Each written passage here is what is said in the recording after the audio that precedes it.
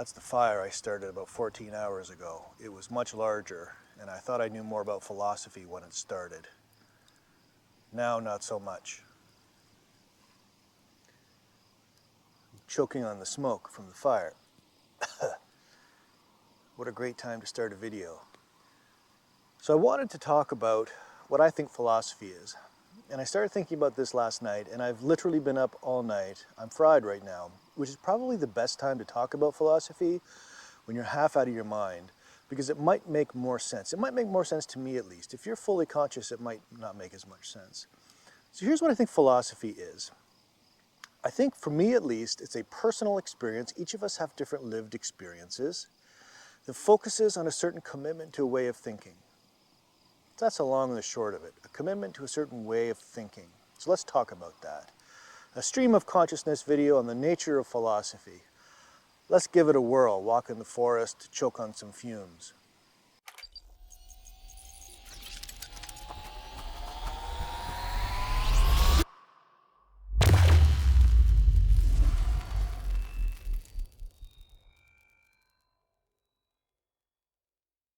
All right, let's go for a walk in the forest.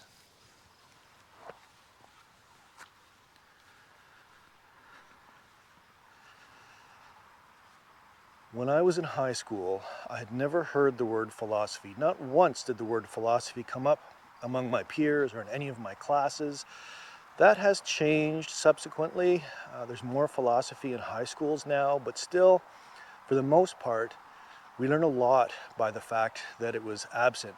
Namely, that my culture does not prize philosophy, whatever that might be. And it's not just the name or the title philosophy. It's the general way of thinking represented by philosophy. Apologize for the mess here. My kids are having fun in the tent, and I'm parking the tractor right where I don't want it to be. This is a trail I'm making. I thought we might want to check it out. So when I got to the end of high school, I was asked, what do you want to do with the rest of your life? And I had no idea. I'd never heard the word philosophy until I started to do applications to university, because everybody was going to university. I thought, well, I better look into this and see what it's about. And I came across a course description, I forget which university it was for, that said, come and earn a BA in philosophy and ask these big questions of life. An interdisciplinary approach to ethics, art, you name it, even science. And I read this very open-ended description and I went, that's for me. Because I didn't know what I wanted out of life, so why not go the most broad route? If we're lucky, we might see a snake or a bear, or a beaver, or a coyote, or wild turkeys. So philosophy to me was a last-ditch effort to find meaning in life, direction in life, and a goal. Lo and behold, I get to university, taking a philosophy degree, and my mind is blown by what I start to learn about metaphysics, ethics, logic, all of these big terms that I'd, again, never heard of before. I probably heard the term ethics and morality, but certainly not things like metaphysics. Logic was still very confusing. What might that be? This is a trail I'm making. It's not done. So if I fall off it, it'll be hilarious. Yesterday there were all kinds of raccoon tracks everywhere. These guys just love it up here. Anywho, no raccoon tracks today. What did I learn in my first year of philosophy? A lot of humility. A lot of humility. That the world was much bigger than I realized. That the questions I had been asking about myself and life and human purpose were very, very narrow. So my mind was kind of blown open, and it was a very humbling experience. And I think that's key to philosophy, is a sense that whatever it is, if we're doing it well, we're going to be humbled by it, because we realize, you've heard the phrase before, the more you learn, the less you know, because you learn just how much there is to know, or a general sense of it at least, and it blows your mind. Things I don't like about philosophy and how it's being defined. One of them, you've probably heard this phrase before. I'm looking for poison ivy. One of the things you may have heard before is the phrase, philosophy begins in wonder. Philosophy begins in wonder. Now, I like that initially as a term. It makes sense, right? Philosophy begins in wonder. But it's too politically correct, or it's too sanitized. Here's the deal. When you start looking into philosophers and looking into their work, what you'll learn is that many of them actually began their work not in wonder per se, but in absolute terror, absolute dismay at the violence they had seen, the wars that were happening. From the very beginning, Socrates and Plato as an example, they're trying to formulate a philosophy to bring harmony to society because they see the terrors of humanity. So yes, philosophy begins in wonder, but it also begins in a wonder or a reflection upon the terrible parts of life that we need to make better. So this sounds negative, but really it's meant to be positive. The negative is that it begins with pain and suffering, and that life is not fair, and that we don't have justice and fairness, equality. We need to fix these things. So it starts with that negative, I understand the world is broken, but it's motivated by, how can I fix the world? How can I make the world better? I am walking through poison ivy right now. It's very dangerous. Life and limb here. This is the part of the trail that I've only started to cut through. I have to make it better. Lots of work ahead. So, philosophy begins in wonder, but it also begins in a rejection of the status quo. That it's not okay that the world is broken, that it's not okay that people suffer needlessly. And there's a reality that, life is not always puppy dog tails and unicorns. There's hardship in life, and that's to be expected. But there's hardship that we experience that we don't need to. And here we get the belief that if we learn to think through, learn to think deeply, to question relentlessly, maybe a lot of these bad things, or these evils, these terrors, they could be prevented, stopped in some meaningful way. So we're watching this right now with COVID. Here's a practical application of philosophical thinking. Pretty cool set of trees. Practical application. Many people are sure right now that vaccines will make them sick, and that vaccines are not worth the risk, and that maybe even that COVID is a hoax. It's quite an elaborate hoax apparently, all the world governments agreeing, but it's a hoax nonetheless. And they believe that the authorities and the experts that are talking to them are lying. They don't believe them. Now, they have their own set of authorities that they believe. Maybe that's, and I'm generalizing here, it could be any set of authorities, but maybe it's Tucker Carlson, maybe it's Sean Hannity, Fox News generally, or maybe it's their local minister. And these authorities tell them that, in fact, these vaccines are dangerous. So who are we to believe? The people who have spent a lifetime in science, medical science specifically, trying to figure these things out, and they make mistakes. Everybody makes mistakes. Now I'm looking for snakes. And they make mistakes all the time. So no one's perfect. Or are we to believe the news pundits who don't even have a bachelor's of science degree? Well, even a little bit of thinking, a little bit of reflection about authority and expertise and who we should trust should tell us kind of one direction or the other. But what we have now are hundreds of thousands of people dying because they refuse to engage in that kind of reflective questioning. It's a questioning of authority. What is philosophy? Philosophy is an expectation, but also a means of rejecting the status quo. We all live in our own little bubbles. We all have our own norms belief systems, the way people tell us we ought to act, the way we ought to think, and we don't even know it, right? 90% of who I am as an individual, I'm just throwing a number out there, I don't really know a number, but the vast majority of my belief systems were handed down to me by my immediate culture, and I have spent a lifetime questioning them and trying to figure out which ones I want to believe, and all of these different things. But for many of us, we just don't get the opportunity to do that. Well, that is, we don't take the opportunity to do that, or we don't want to do that because it's uncomfortable. Well, philosophy has an expectation of questioning.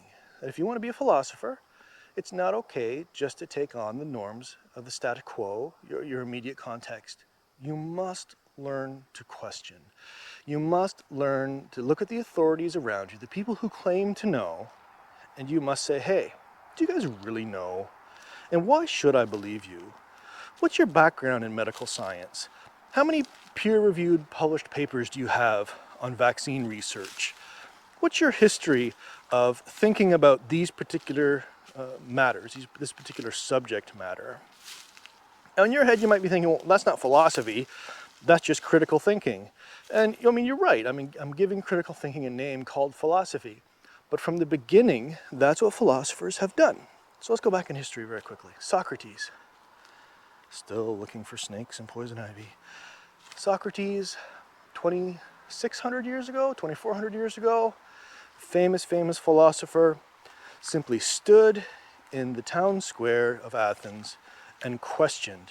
He would spend hours in the day just staring up at the world around him.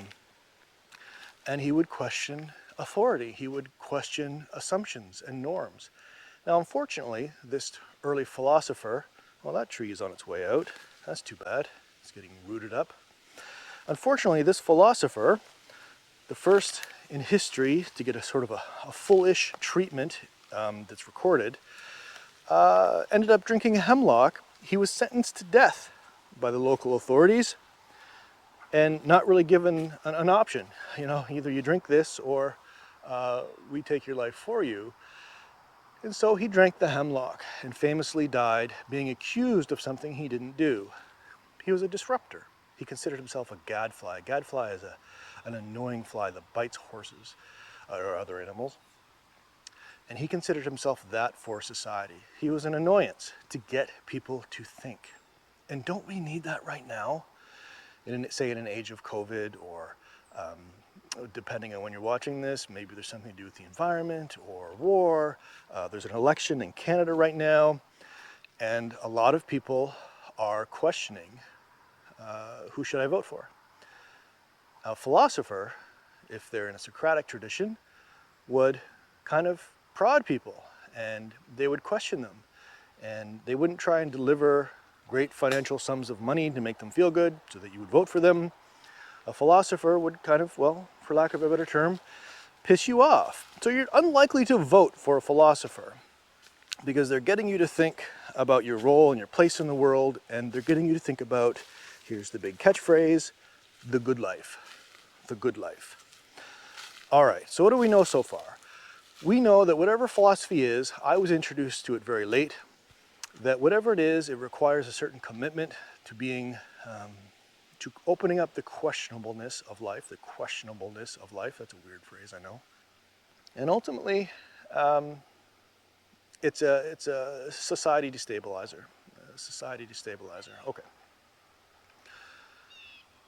Under the banner of philosophy, under the title philosophy, we have two key terms. Philosophia, the love of philosophy. The love of wisdom, rather. The love of philosophy would be kind of oddly self-interested, but love of wisdom. This is another title that I understand has a long history in philosophy, but it really doesn't resonate with us today. Love of wisdom. Wisdom sounds like, you know, an old cantankerous man on the porch who may be wise, but you know, nobody really respects him kind of thing. Wisdom is a term in the culture, in my culture at least, that has fallen out of favor. So philosophy as a love of wisdom needs to be revamped. What if we say, instead of love of wisdom, it's a love of the question? What might that mean? To love a question, this is a trail frequented by deer. That's why it's level or smooth-ish. If we say we love the question, we're moving away from saying we have to have the answers to everything. In fact, philosophy is quite annoying to some people who want hard and fast, this is the absolute answer. Because for many philosophers, that's simply the wrong journey. Having an absolute answer. Now, it's not the case with people like Plato or Socrates. They sought absolute truth. They believed that there was an objective truth that they could possess, that maybe not in this lifetime, but certainly after they died, they would know the world, the universe in its absolute perfect whateverness. But let's say, at least for our purposes today, that it's the question that should guide us. What does that mean? Having the ability to question persistently breaks open the world. It breaks open authority. It breaks open the status quo. I'm just looking for beavers now. There might be one. No, look for the beaver dam first. It breaks open the norms, the expectations. It breaks open the truth of the world. And that's what happened to me in large part, not completely, but in large part when I entered university. And I realized how narrow my perspective of the world was and how programmed I had been, whether in capitalism or Judeo-Christian values or whatever. Not that these things were bad inherently. Of course, I've come to see the problem in a lot of them. But that I had been an unquestioner. Now, I didn't feel that way in my culture, right? I felt like I was kind of a smart guy. And I wasn't just an uncritical assumer of all the values around me. But that actually wasn't true at all. I was very much the typical status quo product of my culture. It's too bad about some of these birch trees. Birch trees don't have a very long life, and they fall down 30, 40 years, I think. All right, so what is philosophy? Something to do with questioning relentlessly, not abandoning the quest for answers, but realizing that answers are very hard to secure and that there's a certain power in having questions. It's a willingness to sacrifice the most cherished beliefs that you might have. If you're not willing to be wrong, if you're not willing to be like, on your most cherished beliefs, whether that's the belief in capitalism or some particular God or God's plural, if you're not willing to be challenged, you're going to have a very hard time being a philosopher. But here's the deal with that. Most of us don't want to be challenged because it sucks. It sucks to be told you're wrong. It sucks to realize you are wrong. Why would we invite that? But is it not true that most of life experiences are negative? That is, the good things we learn about ourselves and the world come about through negative experiences in which we realize, I was mistaken. That growth and maturity are born of what we might judge to be pessimistic or negative experiences that are contrary to what we want. And if that's true, that our maturity, depth, growth comes from these kinds of experiences, well then philosophers would be in their right to say we should expect them, welcome them, even encourage them. Now, there was a giant snapping turtle carcass around here last time.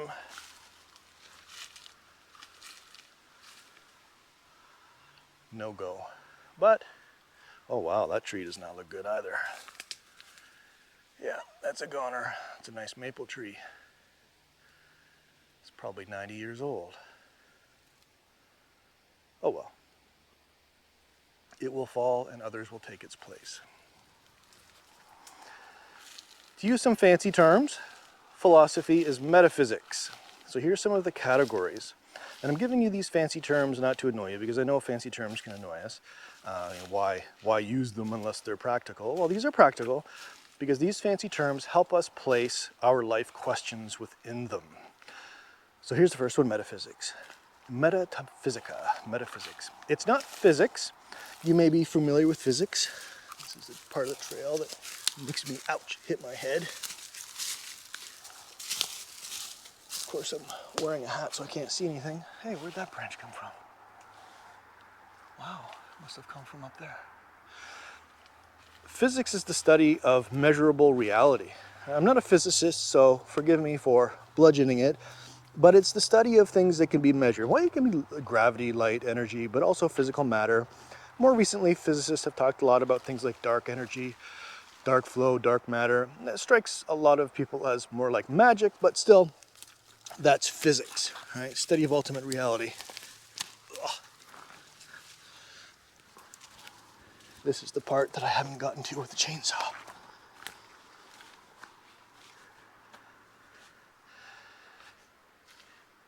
Is there a world behind this world? Is there a spiritual world? Or maybe not spiritual, maybe a more real world than this one? Here's a quick example. So here we have some leaves. This one has been eaten partially. This one, it looks like it's decaying a little bit. This one got ripped somehow. Now my question, and this is going back to Plato and Aristotle, is how do we know or identify things? So how do I know this is a leaf, given that this looks different than that looks different than that? And truthfully, how do I know it's a leaf because it's on the same branch, but how do I know this tiny little leaf is the same as this? Or better still, we come over here to a cedar tree. How in the world do I realize that this is an extension of a tree, even though, sorry, cedar tree,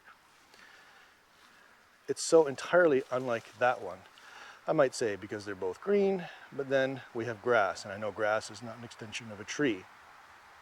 To answer this question, Socrates posited, or Plato posited, it's not clear whom, that behind the world that you see right here, there's another world of perfect forms or perfect truths like math.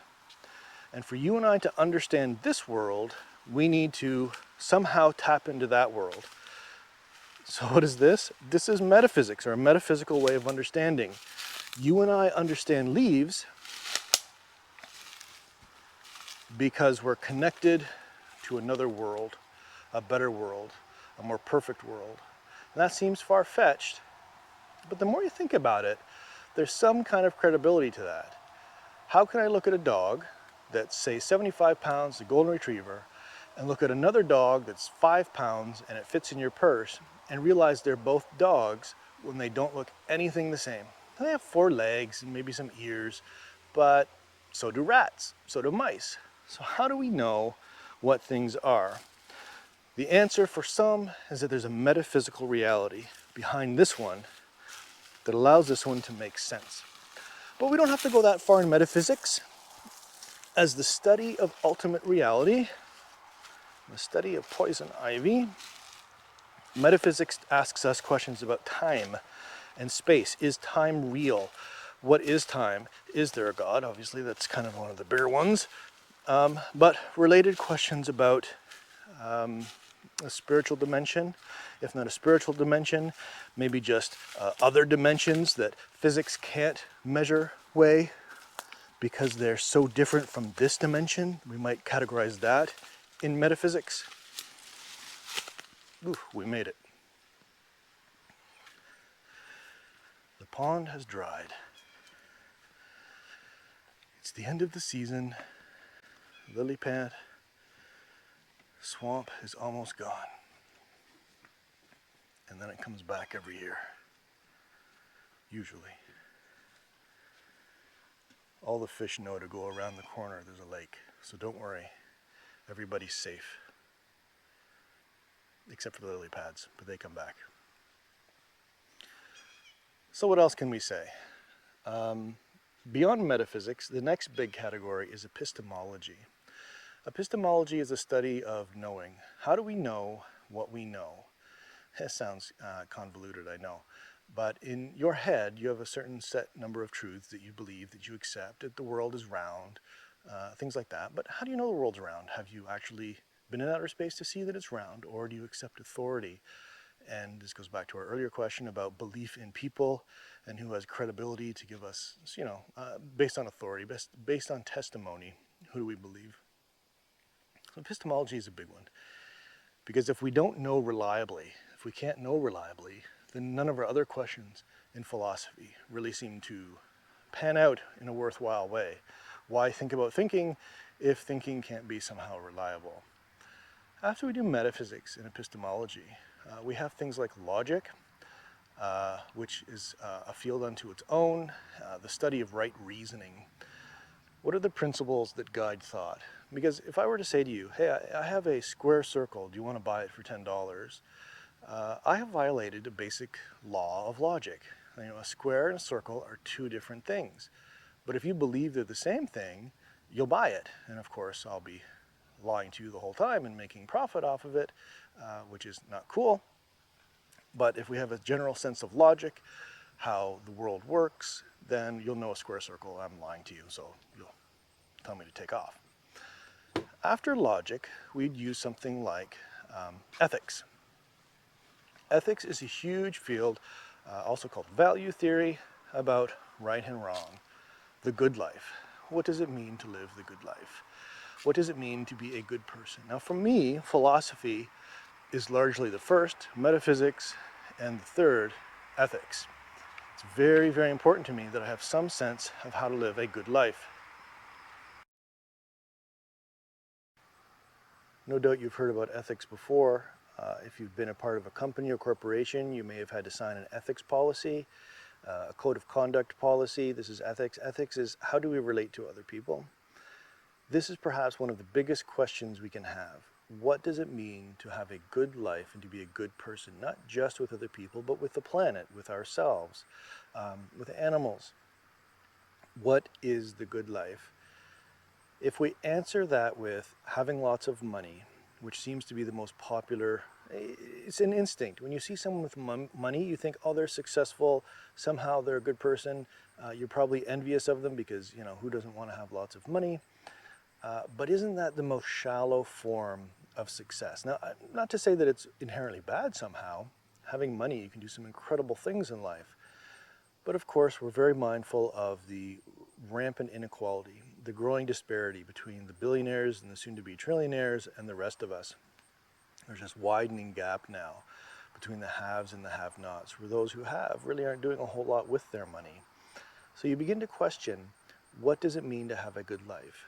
And no doubt you've heard or seen people on the news who are millionaires or billionaires and utter jerks. That is, while they may have money, they lack character in terms of compassion, pity, kindness, just basic kindness, being civil to other people, being open to other people. They lack that. I'm generalizing, of course. Maybe there's no one like that, which would be silly, but maybe you've seen, I don't want to put names to this because I'm sure you have many examples, but they have lots of money and there are scandals that swirl around them.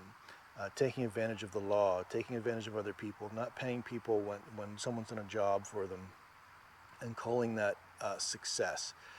That the raw, unhinged, it was a bug, raw, unhinged capitalism is callous, right? It's callous. It's just money and profit at all expense, as long as I don't break the law or at least get caught for breaking the law. How and in what way could that be the good life? It seems absurd, doesn't it? Now, having some money is necessary to having life in this particular culture that I'm in. I'd go hungry without money. But that kind of thinking, or that way of life. Now, what if we revisioned ethics and value and said that people with maybe very little money could actually be a sign of success? Not that they're poor, maybe they're middle class. This would be Aristotle. Who should rule, who should lead? The middle class. Because the rich are greedy and they want more money, and the poor are going to be resentful and they're just going to want to get all the money because they've never had any. And of course, they're poor, so they're hungry. So we get the middle class in there, and they have the best chance of living a life of moderation, a good life, a life of happiness and health. This is all ethics. This is all virtue, or value theory, rather. And again, it's asking the question, how should we live? So if nothing else, we can say that philosophy goes to the very heart, practically speaking, of our lives, asking us or requesting of us an engagement with this question, who am I? How ought I to live? What's the best kind of life? So my struggle with philosophy comes in when we've kind of boiled all these terms down: metaphysics, epistemology, logic, and value theory. All of these things are just incredibly important and shape who we are as humans. But when we boil all that down, what's happening? It's a certain kind, again, a certain kind of commitment to thinking, as I mentioned earlier. A lot of my philosophy, I think, boils down to Hannah Arendt. Hannah Arendt argued that we are at risk. So she was speaking especially of the Second World War and the atrocities that she saw, the atrocities that she was involved. She was arrested at one point, being a Jew in France. I mean, you can only imagine how scary that entire thing would have been. And her argument is that evil occurs. Bad people are allowed to do bad things, or bad people do bad things because we stop thinking. We stop thinking. We follow orders. We follow the norms of our culture. We follow say, my immediate environment was full of anti-vaxxers or people who are anti-science or anti-global warming. I just follow their programming. I follow what they tell me. I do as they instruct. But thinking, again, questions that and says, wait. I realize that even my parents may say this, and it really makes me feel good to be a part of this group. But what if they're wrong?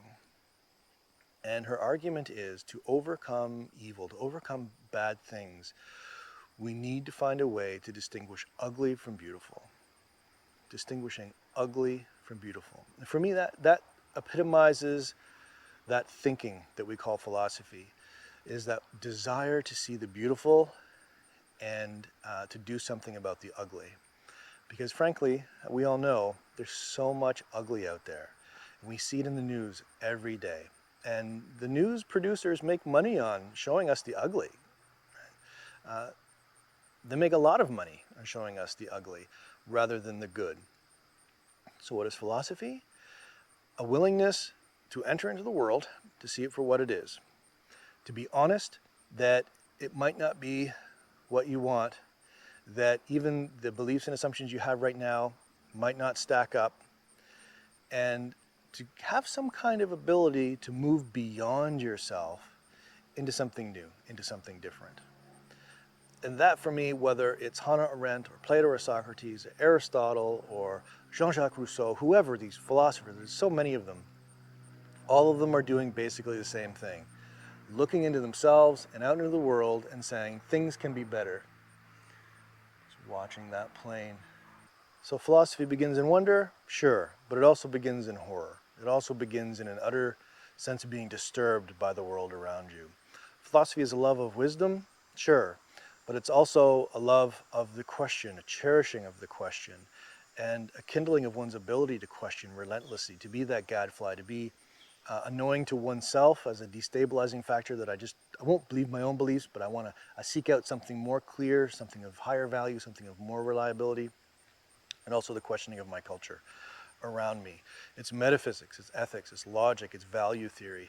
At the end of the day, it's thinking in such a way that we bring about the good life. What is the good life? I don't know. But that's not the point. The point isn't to have an absolute answer to the question, what is the good life? It's the pursuit of the good life and to have more and more questions every day. So the trail we walked on, that has taken me weeks to build because my tractor doesn't have a very big bucket. So it only carries so much sand. And I'll be honest, day after day, I'm loading sand, trying to build this trail, and the hill's getting higher and higher, but it's so slow, it's arduous, and I don't like doing it. I have children, I'd rather be playing with my kids, I'd rather be doing something fun. But there's a message here, there's something connected with philosophy, I think, that is that the good life is slow and incremental. And it's okay if we don't want to do it. There are days I don't want to do philosophy because it is demanding and it is kind of a negative encounter, a confrontation with me in many ways to do it well. So we need to be prepared that if we want depth, if we want the good life, it may come at a cost, but I will argue after years of trying to be a philosopher, I'm not saying I'm a very good one, but trying to be a philosopher that is absolutely worth it. It is my way of life. It is my identity. It is who I am. It's giving me meaning. It's giving me a sense of confidence in a way that I can question things. There have been so many experiences in my life that if I hadn't been able to question the authorities that were saying something to me, that I probably would have lost out, that I would have been harmed in some way, whether that's, again, medicine, in questioning a doctor in a helpful way, in a fruitful way, or a car salesman. And it's the ability to question. And isn't that a wonderful thing? That provides such a wonderful sense of empowerment to be able to question, to see more clearly, especially when so many people don't want you to see clearly. And we know that, whether it's consumerism, capitalism, political interests, or just your local environment, nobody wants you to destabilize the cart. They're all vying for power. Is that the best way to just give into it? Or through philosophy to rise above it a little bit, to be helpful, and to make the world a better place? That to me is philosophy.